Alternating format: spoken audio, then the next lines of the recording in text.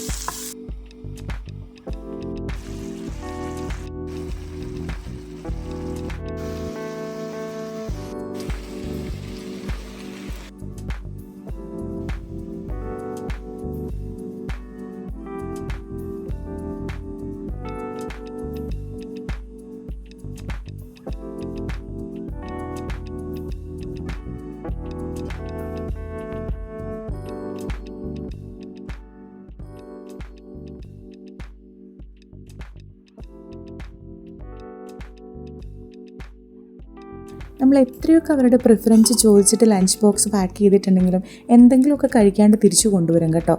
അപ്പോൾ അതിന് വേണ്ടിയിട്ട് നമ്മൾ അവർക്ക് ഇഷ്ടമുള്ള എന്തെങ്കിലും 1-2 ഐറ്റം കൂടെ ആഡ് ചെയ്യുക, അതെങ്കിലും കഴിക്കുമല്ലോ.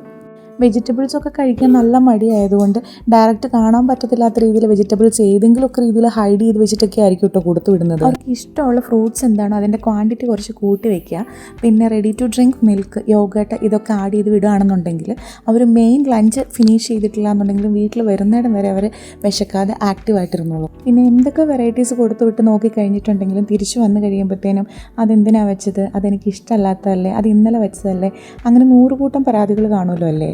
അവരുടെ എല്ലാ കൺസേൺസും നമുക്ക് ബോധർ ചെയ്യാൻ പറ്റത്തില്ലല്ലോ, കാരണം നമുക്ക് ഓപ്ഷൻസ് ഭയങ്കര കുറവാണ് ഇവിടെ. സോ പിറ്റേ ദിവസവും ഇതിൻ്റെ കൺസിസ്റ്റൻസിയും ഷേപ്പും ഒക്കെ മാറ്റി മറിച്ചൊക്കെ കൊടുത്തു വിടാന്നുള്ളത് മാത്രമേ ഉള്ളൂ ഒരു മാർഗ്ഗം. പിന്നെ ഇവർ നന്നായിട്ട് വെള്ളം കുടിക്കുന്നുണ്ടെന്ന് ഉറപ്പ് വരുത്തുക. സ്കൂൾ വിട്ട് വന്ന ഉടനെ തന്നെ ഒരു ഹെവി മീൽ കമ്പൽ ചെയ്തിട്ടാണെങ്കിലും കൊടുക്കുക. അപ്പോൾ അത്യാവശ്യം ഈ പ്രശ്നങ്ങളെല്ലാം ഒന്ന് കോംപ്രമൈസ്ഡ് ആയിക്കോളും. പിന്നെ കുഞ്ഞുങ്ങൾ എത്രമാത്രം ഫുഡ് കഴിച്ചിട്ടുണ്ടെങ്കിലും ഒരമ്മമാരും സാറ്റിസ്ഫൈഡ് ആവത്തില്ല എന്നുള്ളതാണ് ഒരു വാസ്തവം. നമ്മൾ അതിനെക്കുറിച്ച് ഒരുപാട് സ്ട്രെസ്ഡ് ആവണ്ട അല്ലേ. അവരെന്തെങ്കിലുമൊക്കെ കഴിച്ച് ഹെൽത്തി ആയിട്ട് വളർന്നോളും. ഇങ്ങനെയൊക്കെ പറഞ്ഞാലും നാളെ മുതൽ ലഞ്ച് ബോക്സ് ഫിനിഷ് ആക്കിക്കൊള്ളാം എന്നുള്ള പ്രോമിസ് അവരും മറക്കും.